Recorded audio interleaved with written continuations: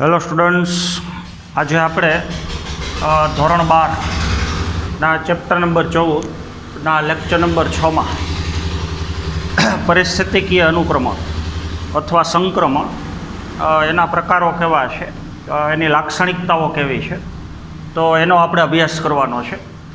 તો સૌથી પહેલાં તો અનુક્રમણ અથવા સંક્રમણ એટલે શું? તો જૈવિક સમાજની અંદર એક પછી એક અનુક્રમે આવતી અવસ્થા.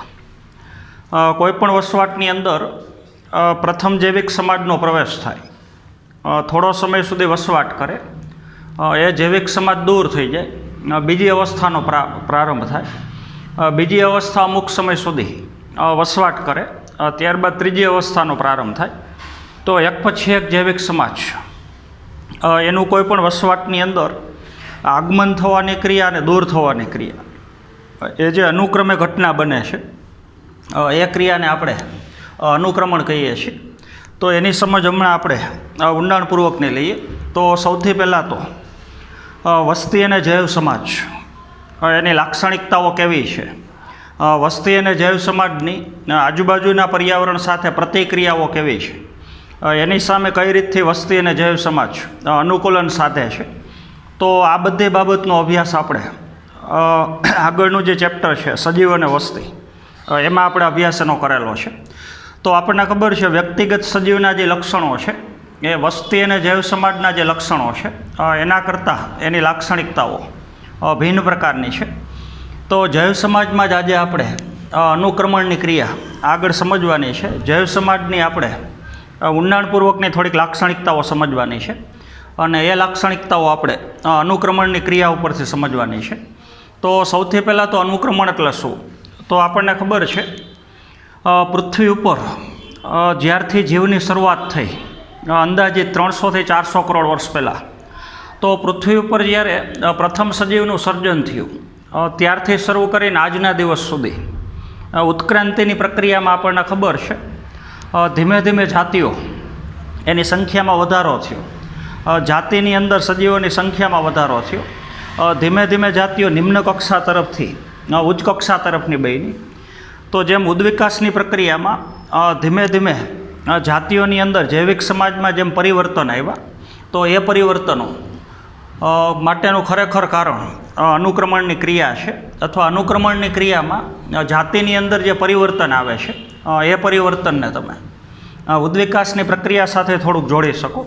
પણ ઉદ્વિકાસની પ્રક્રિયા કરતાં અનુક્રમણની ક્રિયા જે અમુક પાસામાં થોડીક અલગ છે, તો એ ઘટના ખાસ આપણે સમજવાની છે. તો ઉદાહરણ ઉપરથી જ આપણે સમજીએ કે અનુક્રમણ એટલે શું. દાખલા તરીકે કોઈ પણ એક ખડકાળ વિસ્તાર છે. ખડકાળ વિસ્તાર એટલે જમીનની સપાટી ઉપર મોટા મોટા ખડકોનું આવરણ છે. તો ત્યાં હજી જમીન અથવા ભૂમિ બનવાનું બાકી છે. તો આપણે લીધેલો જે ખડકાળ વિસ્તાર છે એ ખડકાળ વિસ્તારની અંદર અત્યારે કોઈ પણ પ્રકારના સજીવોનો વસવાટ નથી. તો આખો વિસ્તાર જે જીવવિહીન વિસ્તાર છે.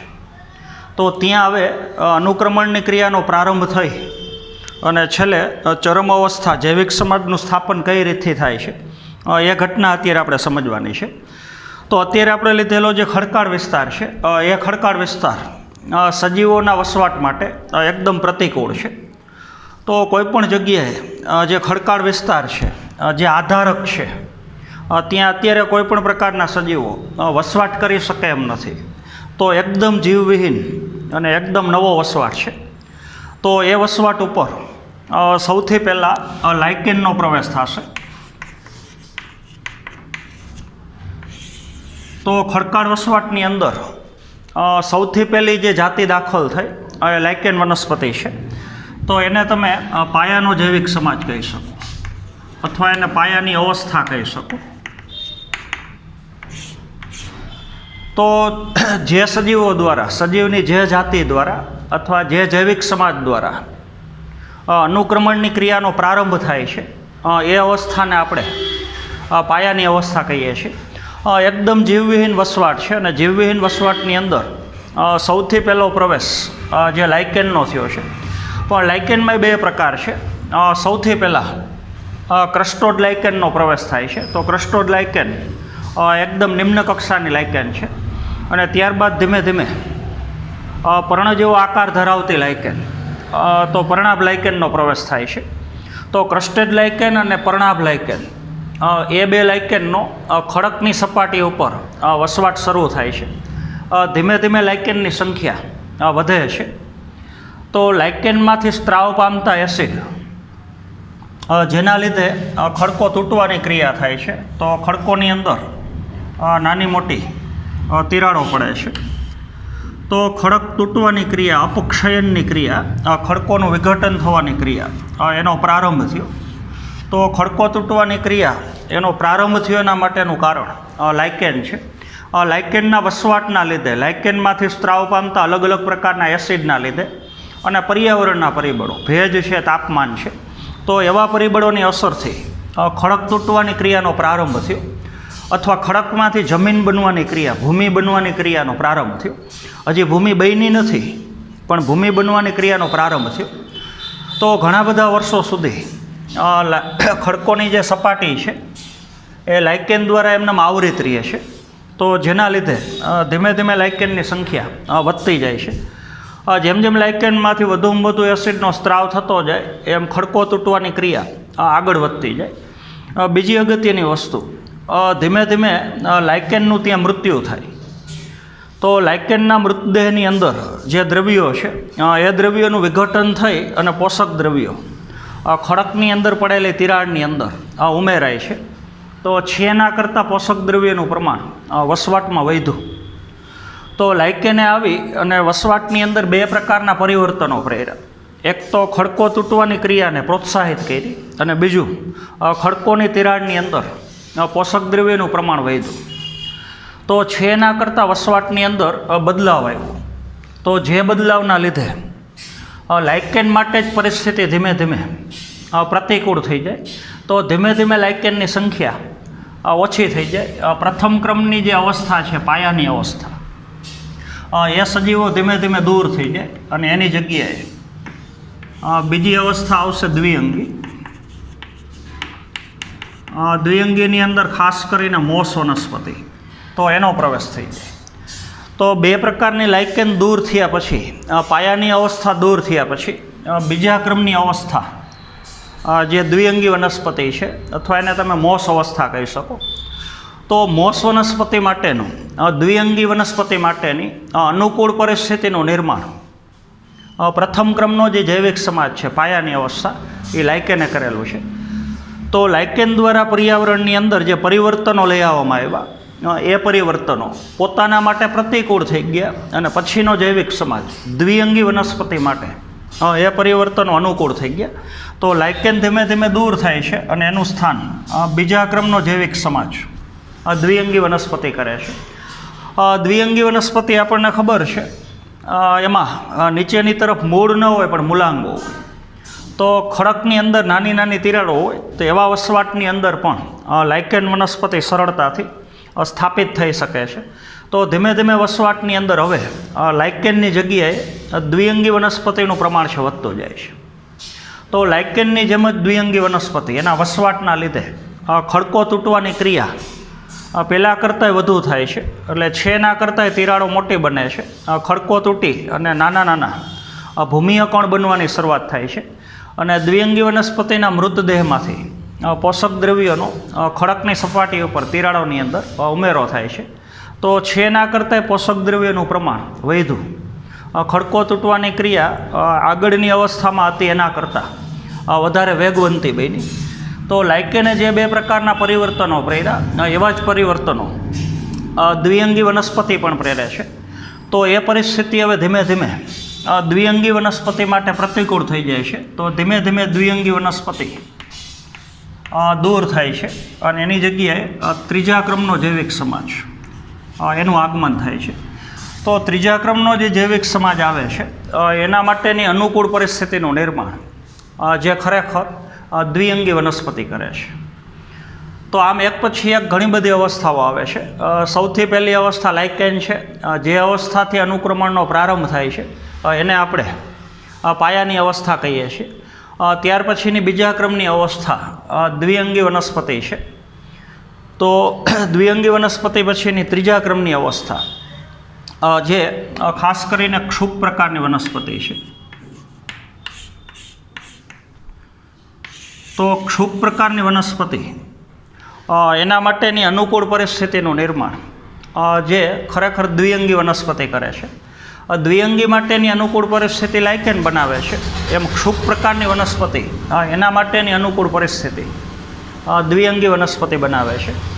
તો ક્ષુપના વસવાટના લીધે ખડકો તૂટવાની ક્રિયા વધારે વેગવંતી બને છે, એટલે કે ખડકો તૂટી અને એનું ધીમે ધીમે રૂપાંતરણ ફળદ્રુપ ભૂમિમાં થાય છે.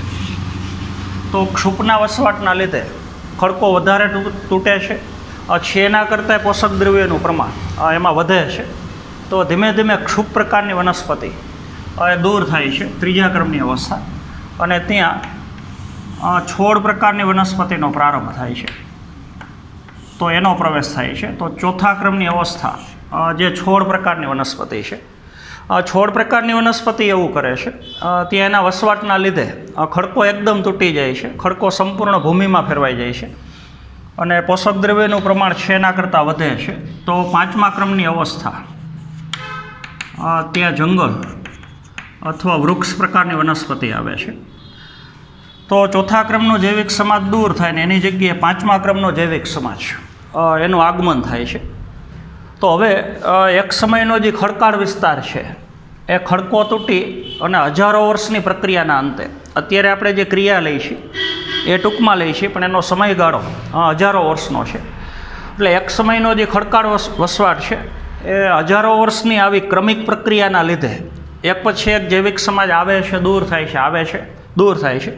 એવી પ્રક્રિયાના લીધે એનું સંપૂર્ણ રૂપાંતરણ થઈ ગયું ભૂમિમાં, અને જે જીવવિહીન વસવાટ હતો ત્યાં છેલ્લી અવસ્થા વૃક્ષ પ્રકારની વનસ્પતિ છે, છેલ્લો જૈવિક સમાજ જે વૃક્ષ પ્રકારની વનસ્પતિ છે.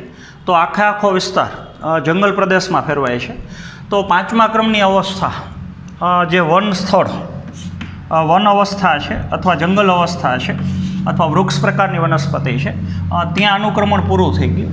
તો એને આપણે ચરમ સમાજ કહી શકીએ, અથવા એને તમે ચરમ અવસ્થા કહી શકો, અથવા એને તમે પરાકાષ્ઠા અવસ્થા કહી શકો,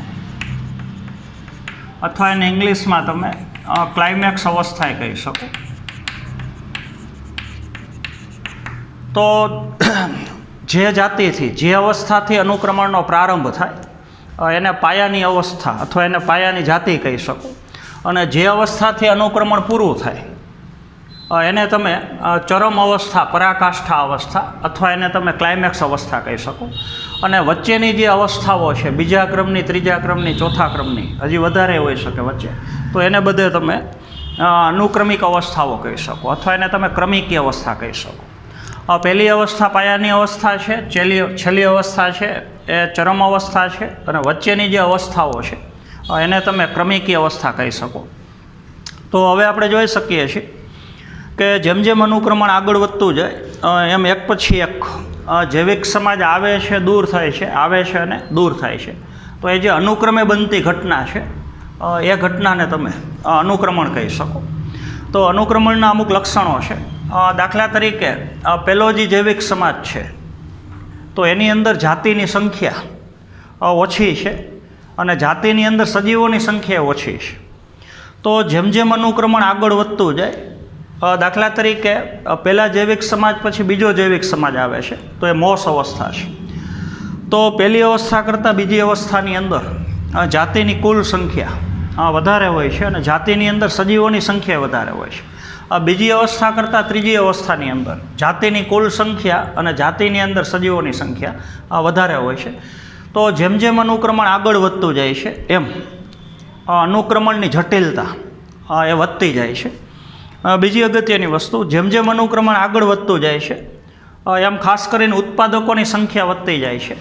તો એનો જે પ્રાથમિક ઉત્પાદનનો દર છે એ દરની અંદર ખરેખર વધારો થાય છે, ખોરાક મળવાની સંભાવના વધતી જાય છે, એટલે તો સજીવોની કુલ સંખ્યા વધતી જાય છે. બીજું, અનુક્રમણની દિશા ચોક્કસ છે, નિમ્નથી ઉચ્ચ કક્ષા તરફ. એક પછી એક જે જૈવિક સમાજ આવતો જાય એ આગળના જૈવિક સમાજ કરતાં ઉચ્ચ કક્ષાનો છે. લાઇકેન કરતાં દ્વિઅંગી ઉચ્ચ કક્ષાની છે, એના કરતાં ક્ષુપ ઉચ્ચ કક્ષાના છે. બીજી અગત્યની વસ્તુ, કોઈપણ જૈવિક સમાજ માટેની અનુકૂળ પરિસ્થિતિ એનું નિર્માણ આગળનો જૈવિક સમાજ કરે છે.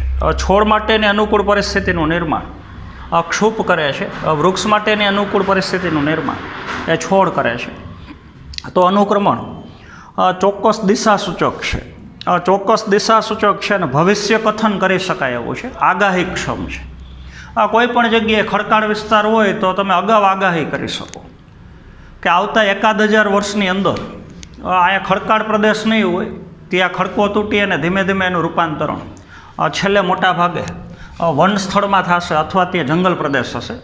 તો અનુક્રમણ આગાહીક્ષમ છે અથવા ભવિષ્ય કથન કરી શકાય એવું છે. અનુક્રમણ ચોક્કસ દિશાસૂચક છે. અનુક્રમણ જેમ જેમ આગળ વધતું જાય એમ જૈવિક સમાજની અંદર જટિલતા વધે છે, જૈવિક સમાજનું સ્થાયીપણું વધે છે. તો છેલ્લો સમાજ કે જ્યાં અનુક્રમણ પૂરું થાય છે એને આપણે ચરમ અવસ્થા કહીએ છીએ. તો આગળના કોઈપણ જૈવિક સમાજ કરતાં એકદમ સ્થાયી જૈવિક સમાજ એ ચરમ અવસ્થા છે. તો એને તમે સ્થાયી અવસ્થાએ કહી શકો. તો આ વિસ્તારનું જે પર્યાવરણ છે એ પર્યાવરણ વધુમાં વધુ અનુકૂળ વૃક્ષ પ્રકારની વનસ્પતિ માટે છે અને જેના લીધે ત્યાં અનુક્રમણ પૂરું થઈ ગયું. તો જે જૈવિક સમાજ માટે કોઈપણ વિસ્તારનું પર્યાવરણ છે જે વધુમાં વધુ અનુકૂળ હોય એ જૈવિક સમાજ એ વિસ્તારની અંદર કાયમી બને છે લાંબા સમય સુધી. જ્યાં સુધી હવે આવનારા ઘણા બધા વર્ષો સુધી પર્યાવરણમાં કાંઈ મોટા ફેરફાર ન આવે ત્યાં સુધી લાંબા સમય સુધી ચરમ અવસ્થા એ ત્યાં કાયમી અથવા સ્થાયી હોય છે. તો હવે તમે જોઈ શકો છો કે કોઈ પણ જીવવિહીન વસવાટ હોય કે જ્યાં પહેલાં સજીવો હતા જ નહીં, તો ત્યાં અનુક્રમે એક પછી એક જૈવિક સમાજનું નિર્માણ થવાની ક્રિયા, એ દૂર થવાની ક્રિયા, નિર્માણ થવાની ક્રિયા, દૂર થવાની ક્રિયા. તો એક પછી એક જૈવિક સમાજનું અનુક્રમે આવવું અને જતું રહેવું, આવવું અને જતું રહેવું, એ જે અનુક્રમે બનતી ઘટના છે તો એ ઘટનાને આપણે અનુક્રમણની ક્રિયા કહીએ છીએ.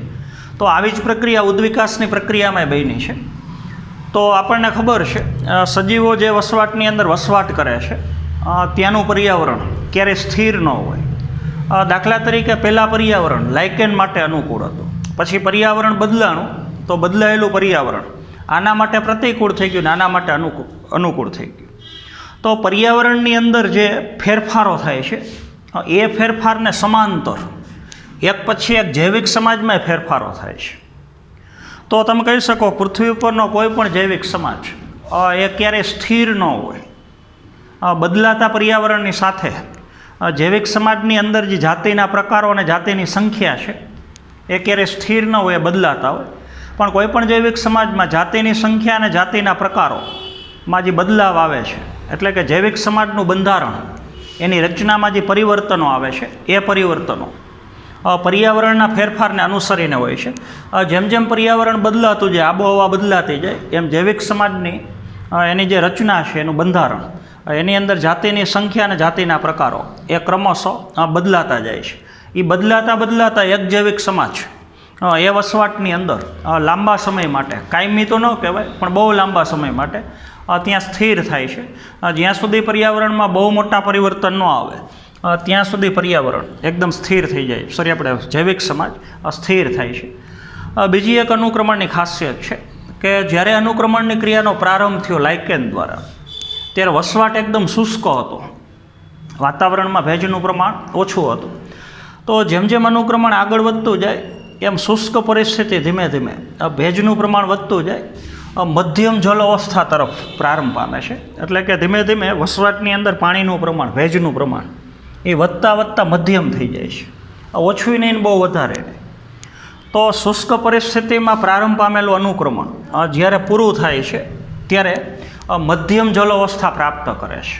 એટલે કે શુષ્ક પરિસ્થિતિમાંથી ધીમે ધીમે જે પાણીની અવસ્થા છે એ મધ્યમ તરફ આગળ વધે છે. તો અનુક્રમણ એટલે શું, એક આપણે ઉદાહરણ ઉપરથી સમજ્યા. ત્યારબાદ અનુક્રમણના પ્રકારો છે, પ્રાથમિક અનુક્રમણ ને દ્વિતીય અનુક્રમણ. તો એકદમ સહેલું છે. તો સૌથી પહેલાં તો પ્રાથમિક અનુક્રમણ. એવો કોઈ પણ વસવાટ, પૃથ્વી ઉપરની એવી કોઈ પણ જગ્યા કે જ્યાં પહેલાં સજીવો અસ્તિત્વમાં હતા જ નહીં, એવો એકેય સમય નથી કે ત્યાં સજીવો વસવાટ કરતા હતા.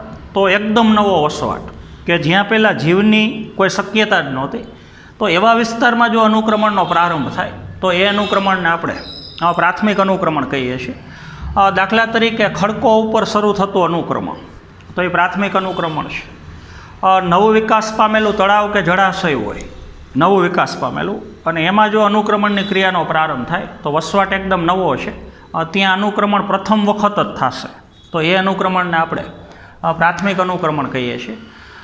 ત્યારબાદ લાવો ફાઇટો હોય, અને લાવા ફાટ્યા પછીનો વિસ્તાર છે ઠંડો થઈ જાય, એકદમ લાવા છે શાંત થઈ જાય, તો આખો વિસ્વાટ હવે જીવવિહીન છે, અને ત્યાં અનુક્રમણની ક્રિયાનો પ્રારંભ થાય, તો એ અનુક્રમણને પણ આપણે પ્રાથમિક અનુક્રમણ કહેશું. તો પ્રાથમિક અનુક્રમણ એવા વિસ્તારમાં શરૂ થાય છે જ્યાં પહેલાં જીવની કોઈ પણ પ્રકારની શક્યતા ન હોય, એવો આધારક છે, એવો વસવાટ છે કે જ્યાં પહેલાં સજીવો અસ્તિત્વમાં હતા જ નહીં, તો પહેલી જ વખત જો એની અનુક્રમણની ક્રિયા થતી હોય તો એ અનુક્રમણને આપણે પ્રાથમિક અનુક્રમણ કહીએ છીએ. તો એ પ્રાથમિક અનુક્રમણની જે ઝડપ છે એ એકદમ ધીમી હોય છે, કારણ કે એકદમ વસવાટ જીવવિહીન છે, વસવાટની અંદર હજી ભૂમિ બનવાનું બાકી છે, પોષક દ્રવ્યનું પ્રમાણ વધવાનું બાકી છે, તો એ પ્રક્રિયા એકદમ ધીમી હોય છે. તો ત્યાં ચરમ અવસ્થા પ્રાપ્ત થવામાં હજારો વર્ષ લાગે છે. તો દ્વિતીય અનુક્રમણ કરતાં પ્રાથમિક અનુક્રમણ એકદમ ધીમું હોય છે. બીજો પ્રકાર છે દ્વિતીય અનુક્રમણ. તો એવી જગ્યા કે જ્યાં પહેલાં જૈવિક સમાજ અસ્તિત્વમાં હતો, સજીવો અસ્તિત્વમાં હતા, પણ કોઈપણ પ્રકારની ખલેલના લીધે, કોઈપણ પ્રકારની ક્રિયાના લીધે ત્યાંનો જૈવિક સમાજ નાશ પામ્યો હોય, અને ફરી પાછું જો ત્યાં અનુક્રમણ શરૂ થાય બીજી વખત, તો એ અનુક્રમણને આપણે દ્વિતીય અનુક્રમણ કહીએ છીએ. દાખલા તરીકે કોઈ જગ્યાએ જંગલ પ્રદેશ છે, એમાં વચ્ચે મોટું પૂર આવ્યું, જંગલ પ્રદેશમાં આગ લાગી ગઈ, અને એ જંગલ પ્રદેશનો નાશ થઈ ગયો, તો આખો વસવાટ હવે ખાલી વસવાટ છે, તો ત્યાં હવે જો પાછો અનુક્રમણની ક્રિયાનો પ્રારંભ થાય તો એ અનુક્રમણને આપણે દ્વિતીય અનુક્રમણ કહેશું. તો દ્વિતીય અનુક્રમણ એવા વિસ્તારમાં થતું અનુક્રમણ કે જે વિસ્તારની અંદર પહેલાં સજીવો અસ્તિત્વમાં હતા, પણ કોઈપણ કારણથી એ સજીવોનો નાશ થયો, અને ફરી પાછો જો એની અનુક્રમણની ક્રિયાનો પ્રારંભ થાય તો એ અનુક્રમણને આપણે દ્વિતીય અનુક્રમણ કહીએ છીએ. તો પ્રાથમિક અનુક્રમણ કરતાં દ્વિતીય અનુક્રમણ એ વધારે ઝડપી હોય છે. એમાં આગળની અવસ્થાઓ જોવા જ નહીં મળે, કારણ કે એક વખત ત્યાં જૈવિક સમાજ અસ્તિત્વમાં હતો તો એ જમીનની અંદર અવસાદનની ક્રિયા દ્વારા પહેલેથી જ પોષક દ્રવ્યનું પ્રમાણ વધારે છે, ભેજનું પ્રમાણ વાતાવરણમાં વધારે છે, તો નિમ્ન કક્ષાની વનસ્પતિઓ આવે જ નહીં, સીધો ઉચ્ચ કક્ષાની વનસ્પતિથી જ પ્રારંભ થાય. તો પ્રાથમિક અનુક્રમણ કરતાં દ્વિતીય અનુક્રમણની ઝડપ એ વધારે છે. દ્વિતીય અનુક્રમણ 100 થી 200 વર્ષમાં પૂરું થાય છે, અને પ્રાથમિક અનુક્રમણને પૂર્ણ થતાં લગભગ 1000 વર્ષની આજુબાજુનો સમય લાગે છે. તો પ્રાથમિક અનુક્રમણ ધીમું છે અને દ્વિતીય અનુક્રમણ એકદમ વધારે ઝડપી છે.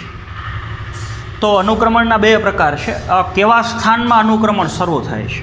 એવા સ્થાનમાં અનુક્રમણ શરૂ થતું હોય કે જ્યાં અનુક્રમણ પ્રથમ વખત થતું હોય તો એ પ્રાથમિક અનુક્રમણ છે. પહેલાં જૈવિક સમાજ અસ્તિત્વ ધરાવતો હોય, પણ કોઈ પણ કારણથી જૈવિક સમાજનો નાશ થયો હોય અને ત્યાં બીજી વખત અનુક્રમણ થતું હોય, તો એવા અનુક્રમણને આપણે દ્વિતીય અનુક્રમણ કહીએ છીએ. દાખલા તરીકે કાપીને જંગલોની અંદર વૃક્ષો દૂર કર્યા હોય, જંગલમાં આગ લાગી ગઈ હોય, એવા જમીનના વિસ્તારો કે જ્યાંથી મોટા પ્રમાણમાં પૂર પસાર થયું હોય અને જીવસૃષ્ટિનો નાશ કર્યો હોય, ભીની જમીનના પ્રદેશો, તો એવા વિસ્તારની અંદર જે અનુક્રમણની ક્રિયા પ્રારંભ પામે છે એ અનુક્રમણને આપણે દ્વિતીય અનુક્રમણ કહીએ છીએ. બીજું, માનવ પ્રેરિત અથવા કુદરતી ખલેલ. કોઈ પણ અનુક્રમણ હોય, પ્રાથમિક હોય કે દ્વિતીય હોય, એ અનુક્રમણ જ્યારે થતું હોય અને મનુષ્યની ખલેલ અથવા કુદરતી એવું કાંઈક હોનારત સર્જાય, દાખલા તરીકે અનુક્રમણ થતાં છોડ અવસ્થાએ પહોંચ્યું અને મનુષ્યની ખલેલ દ્વારા અથવા કુદરતી ખલેલ દ્વારા આ અવસ્થાને જો આપણે દૂર કરીએ, એટલે કે મનુષ્ય અથવા કુદરતી ખલેલ દ્વારા અનુક્રમણની ક્રિયા દરમિયાન કોઈ અવસ્થાનો નાશ થઈ જાય તો એની જે આગળની અવસ્થા છે એમાં આપણે અનુક્રમણને રૂપાંતરિત કરી શકીએ. કોઈપણ કારણથી માનવ પ્રેરિત પ્રવૃત્તિ દ્વારા અથવા કુદરતી પ્રવૃત્તિ દ્વારા કોઈપણ અવસ્થાનો જો નાશ થાય તો એની જે આગળની અવસ્થા છે ત્યાંથી પાછો અનુક્રમણની ક્રિયાનો પ્રારંભ થાય. તો આ વખતે કદાચ એવું જોવા મળે કે પહેલી વખતે જે ક્ષુપની જાતિઓ આવી હોય એ જાતિનો કદાચ પ્રવેશ નહીં થાય, એની સંખ્યા ધીમે ધીમે ધીમે ધીમે ઘટી જાય અને કોઈ નવી જાતિઓનો ક્ષુપમાં પ્રવેશ થાય તો જાતિના બંધારણની અંદર પરિવર્તને આવી શકે. ત્યાર પછી જે છોડ અવસ્થા આવે એમાં આગળની અવસ્થામાં જે જાતિઓ આવી હતી છોડ અવસ્થામાં એના કરતાં કંઈક નવી જાતિઓ હોઈ શકે. તો નવી જાતિનો પ્રવેશ થવા માટેની એક પ્રકારની વ્યવસ્થા ઊભી થાય છે અનુક્રમણની અવસ્થાઓનો નાશ કરવાથી. તો જે જાતિઓ સર્વાઈવ કરી ન શકે એ જાતિઓ ધીમે ધીમે દૂર થઈ જાય ને એની જગ્યાએ કોઈ નવી જાતિનો કદાચ પ્રવેશ થઈ શકે. તો અનુક્રમણની ક્રિયામાં બે પ્રકારની ખલેલે હોઈ શકે, માનવ પ્રેરિત અને કુદરતી. તો એક વખત હજી આપણે ટૂંકમાં એની ચર્ચા કરીએ. ગમે ત્યારે અનુક્રમણની ક્રિયા ચાલુ હોય તો કોઈપણ અવસ્થાનો મનુષ્ય અથવા કુદરતી પ્રક્રિયા દ્વારા જો નાશ થાય તો આપણે અનુક્રમણને આગળની અવસ્થાની અંદર પરિવર્તિત કરી શકીએ. અને જ્યારે અનુક્રમણ આગળની અવસ્થામાં પરિવર્તિત થતું હોય ત્યારે ઘણી વખત હોય એના કરતાં અમુક નવી જાતિનો એમાં પ્રવેશ થતો હોય તો નવી જાતિને આપણે આમંત્રણ આપી શકીએ. તો એવી જાતિઓ કે જે આગળ જાતિઓ વસવાટ કરતી હતી એના કરતાં વધારે સ્ટ્રોંગ છે તો એની સંખ્યા વધતી જાય છે. ધીમે ધીમે ઓલી જૂની જાતિઓ છે એનો ધીમે ધીમે નાશ થાય છે. ત્યારબાદ અનુક્રમણ પાછા બે પ્રકારના છે. આમ તો જલજ અનુક્રમણ અને સ્થળજ અનુક્રમણ એવું કહી શકો. જલ આરંભી અનુક્રમણ તો જલજ અનુક્રમણ અને શુષ્ક આરંભી અનુક્રમણ તો એને તમે સ્થળજ અનુક્રમણ કહી શકો. તો એકદમ સહેલું છે. જે જગ્યાએ અનુક્રમણની ક્રિયાનો પ્રારંભ થાય છે એ જો જલીય વિસ્તાર હોય, તળાવ હોય, દાખલા તરીકે ભીની જમીનના પ્રદેશ હોય તો જલ આરંભી અનુક્રમણ કહી શકો. ખુલ્લા ખડકો ઉપર અનુક્રમણ થતું હોય, રણ પ્રદેશમાં, રેતાળ પ્રદેશમાં અનુક્રમણ થતું હોય, કોઈ જગ્યાએ જંગલનો નાશ થયો હોય ને ફરી પાછું ત્યાં અનુક્રમણ થતું હોય તો એ વસવાટ શુષ્ક છે તો એને શુષ્ક આરંભી અનુક્રમણ અથવા એને તમે સ્થળજ અનુક્રમણ કહી શકો. તો જલજ અનુક્રમણની અંદર નવું વિકાસ પામેલું તળાવ ત્યાં અનુક્રમણની ક્રિયાનો પ્રારંભ થાય, જલ આરંભી અનુક્રમણ. ખડકાળ પ્રદેશમાં થતું હોય, રેતીવાળા ભાગમાં, રણ પ્રદેશમાં અનુક્રમણ થતું હોય તો કહી શકો શુષ્ક આરંભી અનુક્રમણ. તો બે પ્રકારના અનુક્રમણ એનું આપણે લક્ષણ લેવાનું છે. જો જલ આરંભી અનુક્રમણ હોય તો એમાં પહેલેથી પાણી વધારે છે તો આપણને ખબર છે નવું વિકાસ પામેલું તળાવ હોય તો એની અંદર પાણી વધારે છે તો અનુક્રમણમાં એક પછી એક અવસ્થાઓ આવતી જાય. તો એક સમયે જ્યાં જળાશય છે, તળાવ છે એ છેલ્લે ફેરવાઈ જાય ભૂમિની અંદર અને ત્યાં વૃક્ષ પ્રકારની વનસ્પતિ. તો એક સમયનું તળાવ એ ફેરવાઈ જાય જંગલ પ્રદેશની અંદર. એ હમણાં આપણે સમજીએ છીએ કઈ રીતથી છે. આમાં જેમ અમુક અનુક્રમિક અવસ્થાઓ છે એમાં જલારંભી અનુક્રમણની અંદર પણ અનુક્રમિત અવસ્થાઓ છે.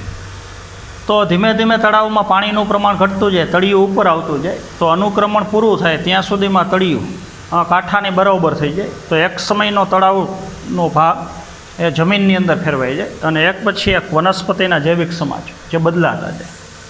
તો બે અનુક્રમણની અંદર શુષ્ક આરંભી હોય કે જલ આરંભી હોય એમાં મધ્યમ જલ અવસ્થા તરફ બે અનુક્રમણ આગળ વધે છે. હમણાં આપણે શુષ્કમાં વાત કરીએ. અનુક્રમણનો પ્રારંભ થાય તો પરિસ્થિતિ શુષ્ક હોય તો શુષ્ક પરિસ્થિતિ હોય તો પાણીનું પ્રમાણ વધી અને મધ્યમ થઈ જાય. જલારંભીમાં ઊંધું છે, પાણીનું પ્રમાણ અનુક્રમણ પ્રારંભ પામે ત્યારે વધારે હોય તો ધીમે ધીમે પાણીનું પ્રમાણ ઘટી અને મધ્યમ થઈ જાય. તો ઓછું હોય તો વધીને મધ્યમ થઈ જાય અને વધારે હોય તો ઘટીને મધ્યમ થઈ જાય. તો બે અનુક્રમણ મધ્યમ જલ અવસ્થા તરફ આગળ વધે છે. બે અનુક્રમણની દિશાઓ ચોક્કસ છે. બે અનુક્રમણમાં છેલ્લે લગભગ જે ચરમ અવસ્થા આવે છે એ મોટાભાગે વન અવસ્થા છે. તો બે અનુક્રમણની દિશાઓ ચોક્કસ છે. બે અનુક્રમણની અંદર અનુક્રમિક એક પછી એક જે જૈવિક સમાજ આવે છે એ આગળના જૈવિક સમાજ કરતાં ઉચ્ચ કક્ષાનો હોય છે. બીજી અગત્યની વસ્તુ, અનુક્રમણની ક્રિયા દરમિયાન વનસ્પતિની જાતિ અને પ્રકારો જેમ એક પછી એક અવસ્થામાં બદલાતા જાય છે, તો એવું ભેગું અનુક્રમણ પ્રાણીઓમાં જોવા મળે છે. તો આપણને ખબર છે કે પ્રાણીઓ છે સીધી અથવા પરોક્ષ રીતે વનસ્પતિમાંથી પોષણ મેળવે છે. તો જેમ વનસ્પતિની જાતિ અને પ્રકારો એક પછી એક બદલાતા જાય છે, તો એમ દરેક જૈવિક સમાજમાં જે પ્રાણી આવે છે અને જાય છે એ વનસ્પતિને અનુલક્ષીને એ પ્રકારના હોય છે. લાયકેન અવસ્થામાં જે પ્રાણીઓ હોય નિમ્ન કક્ષાના હોય, તો જંગલ અવસ્થામાં જે ભેગા પ્રાણીઓ હોય એ ઉચ્ચ કક્ષાના હોય. તો અનુક્રમણની ક્રિયા ફક્ત વનસ્પતિમાં જ થતી નથી. આપણે સમજીએ છીએ વનસ્પતિ માટે, વનસ્પતિના પ્રકારોમાં જે પ્રમાણે બદલાવ આવે છે એ પ્રમાણે ભેગા બદલાવ પ્રાણી સમાજની અંદર પણ જોવા મળે છે. તો આખો જૈવિક સમાજ એક પછી એક દાખલ થાય છે, દૂર થાય છે, દાખલ થાય છે, દૂર થાય છે. એ જે અનુક્રમે બનતી ઘટના છે અને જે ઘટનાને આપણે અનુક્રમણની ક્રિયા કહીએ છીએ. તો જલારંભી અનુક્રમણ અને શુષ્કારંભી અનુક્રમણ, એમાંથી આપણે શુષ્કારંભી અનુક્રમણ, તો એ પ્રકારની આપણે ચર્ચા કરી. ફરીથી એક વખત રિપીટ કરીએ. કોઈપણ જગ્યાએ ખડકાળ પ્રદેશ છે તો ત્યાં જો અનુક્રમણની ક્રિયાનો આરંભ થાય, તો પ્રારંભ શુષ્ક વસવાટમાં થયો, એટલે કહી શકો શુષ્કારંભી અથવા સ્થળ જ વસવાટમાં થતું અનુક્રમણ. તો ત્યાં સૌથી પહેલી જાતિ લાયકેન છે, પણ લાયકેનમાં બે પેટા પ્રકાર છે. પહેલાં ક્રસ્ટોડ લાયકેનનો પ્રવેશ થાય છે અને ત્યાર પછી જે લાયકેન આવે છે એ પરણાભ લાયકેન છે. એના વસવાટના લીધે, એસિડના લીધે ખડકોમાં તિરાડ પડે છે અને લાયકેનના મૃતદેહમાંથી પોષક દ્રવ્યો ઉમેરાય છે. તો ધીમે ધીમે લાયકેન દૂર થઈ જાય, એની જગ્યાએ દ્વિઅંગી આવે છે. એ દૂર થઈ જાય એની જગ્યાએ ક્ષુપ પ્રકારની વનસ્પતિ આવે છે. એ દૂર થઈ જાય એની જગ્યાએ છોડ આવે છે. એ દૂર થઈ જાય એની જગ્યાએ છેલ્લે જંગલ પ્રદેશની વન પ્રકારની એટલે કે વૃક્ષ પ્રકારની વનસ્પતિનો પ્રવેશ થાય છે. તો એક સમયનો ખડકાળ પ્રદેશ એ ધીમે ધીમે સંપૂર્ણ ભૂમિમાં ફેરવાય છે અને એક એવો જૈવિક સમાજ છેલ્લે સ્થાપિત થાય છે જે લાંબા સમય માટે એ વસવાટની અંદર કાયમી બની જાય છે. તો ત્યાં શુષ્કારંભી અનુક્રમણ પૂરું થઈ જાય છે. તો એવી જ રીતથી હવે જ્વાલારંભી અનુક્રમણ, એની આપણે થોડીક વાત કરીએ.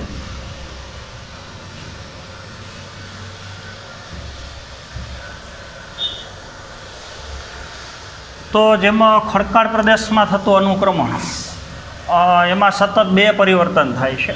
જેમ જેમ અનુક્રમણ આગળ વધતું જાય એમ આપણે જોયું એ પ્રમાણે ખડકો તૂટતા જાય છે અને છેના કરતાં પોષક દ્રવ્યનું પ્રમાણ વધતું જાય છે. તો એ જ પ્રકારની પ્રક્રિયા નવું વિકાસ પામેલું તળાવ, એમાં આપણે સમજીએ છીએ. આ તળાવનો તળિયાનો ભાગ છે.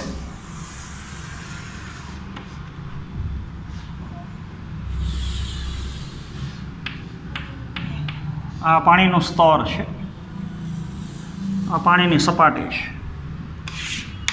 તો આ ભાગ પાણી છે. આ નવું વિકાસ પામેલું તળાવ છે, તો એમાં તળિયાના ભાગે પોષક દ્રવ્યનું પ્રમાણ ઓછું છે અને આખાય તળાવની અંદર પાણીનું પ્રમાણ વધારે છે. તો અત્યારે જે નવું વિકાસ પામેલું તળાવ છે એ આવતા 1000 વર્ષની અંદર એ ફેરવાઈ જશે ભૂમિની અંદર. તો ક્રમશઃ કઈ રીતથી એમાં અનુક્રમણની ક્રિયા થાય છે એ આપણે સમજીએ. તો સૌથી પહેલો પ્રવેશ થાય પહેલી પાયાની જાતિ, એ આવશે વનસ્પતિ પ્લવકો. તો વનસ્પતિ પ્લવકો આપણને ખબર છે એકદમ નિમ્ન કક્ષાની સૂક્ષ્મ વનસ્પતિ જે પ્રકાશ સંશ્લેષણ કરે છે અને પાણીની અંદર તરતી અવસ્થામાં છે. તો તળાવની અંદર વનસ્પતિ પ્લવકોનો વસવાટ જ્યારે શરૂ થાય, તો જેના લીધે એના મૃતદેહના લીધે ધીમે ધીમે તળિયાના ભાગે પોષક દ્રવ્યનું પ્રમાણ છેના કરતાં વધે છે. બીજું, દર ચોમાસામાં જ્યારે તળાવમાં પાણી આવતું હોય તો ભેગા માટીના અને કાપના કણોય આવતા હોય, તો જેના લીધે એ તળિયાના ભાગમાં જમા થાય છે. તો છેના કરતાં તળિયું થોડું ઉપર આવે છે. તો બે પરિવર્તન થયા. છેના કરતાં તળિયું થોડું ઉપર આવ્યું અને તળિયાના ભાગમાં આના મૃતદેહનું વિઘટન થઈને પોષક દ્રવ્યનું પ્રમાણ વધ્યું. તો ધીમે ધીમે વનસ્પતિ પ્લવકો એની સંખ્યા ધીમે ધીમે ઘટતી જાય છે અને બીજા પ્રકારનો જૈવિક સમાજ, મૂળીય નિમજ્જિત વનસ્પતિ, એનો પ્રવેશ થાય છે. તો એવી વનસ્પતિ નિમજ્જિત એટલે ડૂબેલી અને મૂળીય એટલે એનું મૂળ તંત્ર તળાવના તળિયે જોડાયેલું છે. તો આખી વનસ્પતિ પાણીમાં ડૂબેલી છે, એનું મૂળ તંત્ર તળાવના તળિયે જોડાયેલું છે. તો એ વનસ્પતિને આપણે મૂળીય નિમજ્જિત વનસ્પતિ કહીએ છીએ. તો એ બીજા ક્રમની અવસ્થા છે.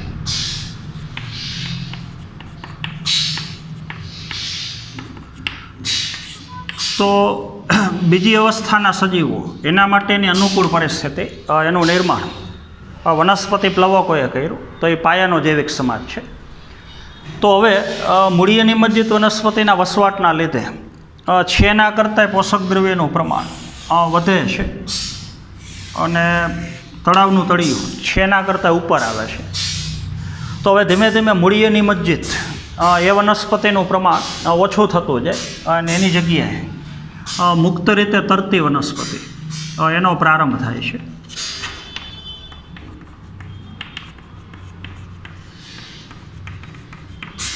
ત્યારબાદ મૂળીય અને તરતી વનસ્પતિ એનો પ્રારંભ થાય છે. મૂળતંત્ર તળિયે જોડાયેલું હોય પણ પર્ણનોની ભાગ છે એ પાણીની સપાટી ઉપર તરતા હોય.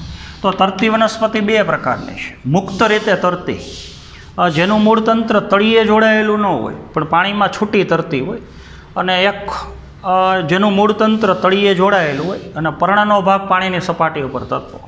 તો બે વનસ્પતિ તરતી છે. આ મુક્ત તરતી છે અને આ મૂળીય તરતી વનસ્પતિ છે. તો એ ત્રીજા ક્રમની અવસ્થા છે. તો આના માટેની અનુકૂળ પરિસ્થિતિનું નિર્માણ મૂળીય નિમજ્જિત વનસ્પતિએ કરેલું છે. તો હવે છેના કરતાં તળિયાનો ભાગ ધીમે ધીમે ઉપર આવે છે અને તળાવની જળ સંગ્રહ ક્ષમતા એકદમ ઘટી જાય. તો ધીમે ધીમે જેમ જેમ વર્ષો પસાર થતા જાય એમ તળિયું ધીમે ધીમે ધીમે ઉપર આવતું જાય. તળિયામાં પોષક દ્રવ્યનું પ્રમાણ વધતું જાય અને વનસ્પતિનો જૈવિક સમાજ છે એ ધીમે ધીમે બદલાતો જાય. તો પહેલી અવસ્થા પ્લવકો આવે છે, એના પછીની મૂળીય નિમજ્જિત, એના પછી મુક્ત તરતી અને એને અનુસરીને એવી આવૃત બીજધારી વનસ્પતિ કે જેનું મૂળતંત્ર તળિયે જોડાયેલું હોય પણ પર્ણ પાણીની સપાટીઓ પર તરતા હોય. તો આ અવસ્થાનો પ્રારંભ થાય છે. એના પછીની અવસ્થા જે ઉભયજીવી વનસ્પતિ છે, એનું મૂળતંત્ર તળિયે જોડાયેલું હોય પણ વનસ્પતિનો અડધો ભાગ પાણીમાં ડૂબેલો હોય અને અડધી વનસ્પતિ પાણીથી બહાર હોય. તો ચોથા ક્રમની જે અવસ્થા છે એને ખરેખર તમે નરકુલ અવસ્થા અથવા એને તમે ઉભયજીવી વનસ્પતિ કહી શકો. ઉભયજીવી વનસ્પતિ અથવા એને કહી શકો નરકુલ અવસ્થા. તો એ વનસ્પતિનો ત્યાં પ્રારંભ થાય છે. તો ચોથા ક્રમની અવસ્થા જે નરકુલ અવસ્થા છે, નરકુલ અવસ્થાની વસવાટના લીધે તળિયું એકદમ ઉપર આવી જાય છે, એના કરતાં પોષક દ્રવ્યનું પ્રમાણ એકદમ વધી જાય. નરકુલ અવસ્થા પછી ધીમે ધીમે એકદમ તળિયું ઉપર આવી જાય. હવે આખો વિસ્તાર છે એમાં અમુક અમુક જગ્યાએ પાણી ભરેલું છે, એકદમ તળિયું ઉપર આવી ગયું. તો ત્યાં હવે ખાસ કરીને જે ઘાસ પ્રકારની વનસ્પતિ છે એનું પ્રભુત્વ વધે છે. તો એ પાંચમા ક્રમની અવસ્થા છે જેને તમે સેજ મેડો અવસ્થા કહી શકો.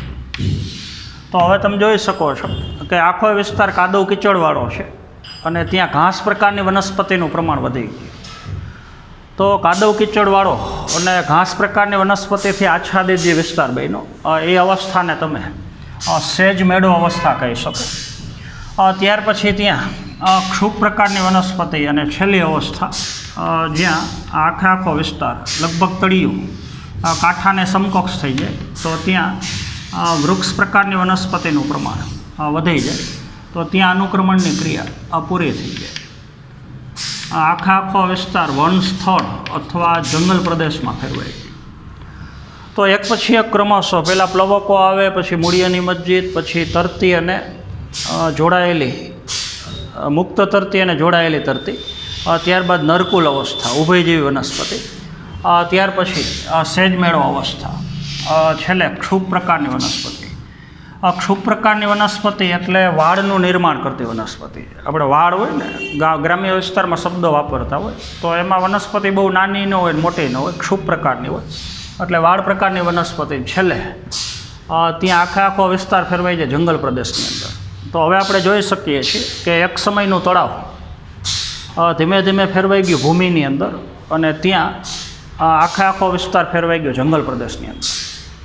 તો હવે તમે કહી શકો ખડકાળ પ્રદેશનું અનુક્રમણ હોય કે તળાવનું અનુક્રમણ હોય, બે અનુક્રમણની દિશા લગભગ એક જ સરખી છે. બે જગ્યાએ છેલ્લે ચરમ સમાજ તરીકે વૃક્ષ પ્રકારની વનસ્પતિનું સ્થાપન થાય છે. તો બે અનુક્રમણ ચોક્કસ દિશા સૂચક છે અને ભવિષ્ય કથન કરી શકાય એ પ્રકારનું છે. આમાં પણ ભેગું પ્રાણીની જાતિઓ છે એ વનસ્પતિની જાતિ પ્રમાણે બદલાતી જાય છે. તો એક સમયનું તળાવ ધીમે ધીમે જે ફેરવાઈ જાય છે જંગલ પ્રદેશની અંદર, તો એવા અનુક્રમણને આપણે જલ આરંભી અથવા એને આપણે જલજ અનુક્રમણ કહીએ છીએ. તો બે પ્રકારના અનુક્રમણ, જલ આરંભી અને શુષ્કારંભી અનુક્રમણ, એની આપણે ચર્ચા કરી. ત્યારબાદ દ્વિતીય અનુક્રમણનો આધાર. આપણને ખબર છે એવી કોઈ પણ જગ્યા કે જ્યાં પહેલાં સજીવો અસ્તિત્વ ધરાવતા હોય પણ કોઈ પણ કારણથી એ સજીવોનું મૃત્યુ થયું હોય, તો ત્યાં હવે જો અનુક્રમણનો પ્રારંભ થાય તો એને આપણે દ્વિતીય અનુક્રમણ કહીએ છીએ. તો દ્વિતીય અનુક્રમણ જે જગ્યાએ થાય છે એનો આધાર હવે ઘણી બધી બાબતો ઉપર છે. ત્યાં કેવો જૈવિક સમાજ આવશે છેલ્લે એનો આધાર.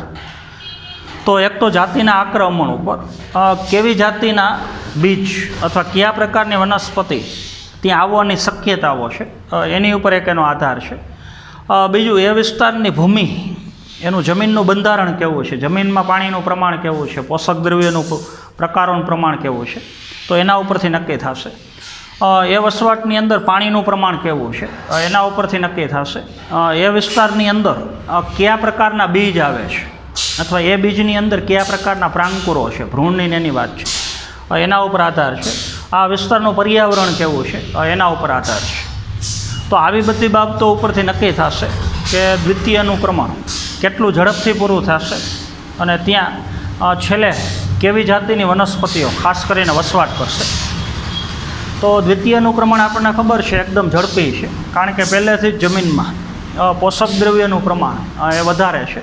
તો ત્યાં ચરમ અવસ્થા પ્રાપ્ત થવામાં ટૂંકો સમયગાળો છે. એની સાપેક્ષમાં પ્રાથમિક અનુક્રમણ હોય તો એ પૂર્ણ થતાં હજારો વર્ષનો સમય લાગે છે, કારણ કે એમાં જે એક પછી એક જૈવિક સમાજ બદલાય છે એ પ્રક્રિયા એકદમ ધીમી છે, કારણ કે જમીન બનવાનું બાકી છે. જમીનની અંદર પહેલેથી જ પોષક દ્રવ્યનું પ્રમાણ એકદમ ઓછું છે. તો આજના પીરિયડમાં પરિસ્થિતિકીય અનુક્રમણ એટલે શું અને એના પ્રકારો કેવા હોય એની આપણે ઊંડાણપૂર્વકની ચર્ચા કરી. તો એક ટેક્સ્ટબુકમાં તમારું વાક્ય છે કે અનુક્રમણની અંદર થતા જે ફેરફારો છે એ પર્યાવરણના ફેરફારોને સમાંતર છે.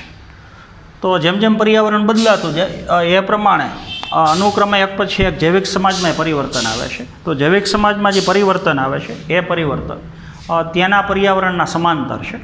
તો ઘણી બધી બાબતોની આપણે ચર્ચા કરી. તો આજના પીરિયડમાં આપણે અહીંયા સુધી રાખશું. તો આગળના પીરિયડમાં હજી આપણે પોષક ચક્રણ, પોષક દ્રવ્યનું ચક્રીય વહન, પોષક દ્રવ્યના ચક્રીય વહનના પ્રકારો, તો એની આપણે ચર્ચા કરવાની છે. તો આજના પીરિયડમાં અહીંયા સુધી આપણે રાખીએ. Thank you.